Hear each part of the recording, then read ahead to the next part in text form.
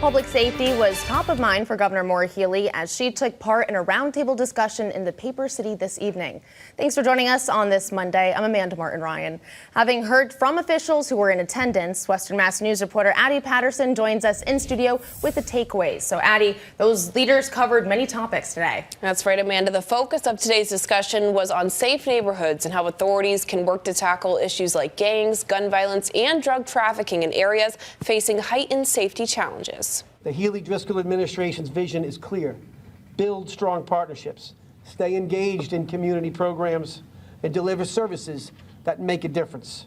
Leaders from across Massachusetts gathered in the Paper City Monday, all with the same goal, making our city safer. Holyoke Mayor Joshua Garcia expressing the importance of having these conversations, especially here in Western Mass.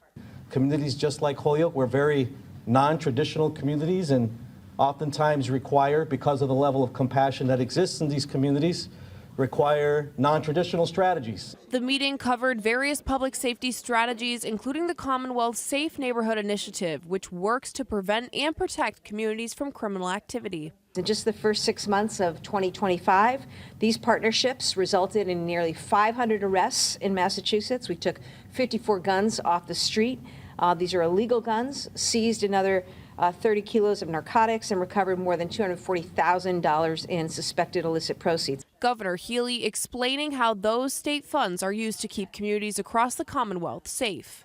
We take that funding, we give it to departments, we give it to district attorneys' offices, and they can do law enforcement work that they need to do. And, take guns off the street and take drugs off the street and make for a better quality of life. That funding is also being given out to Boys and Girls Clubs by a local department or a district attorney's office, and how invaluable that is. If money is going to a Boys and Girls Club or a Y for after-school programming, so essential when it comes to preventing crime.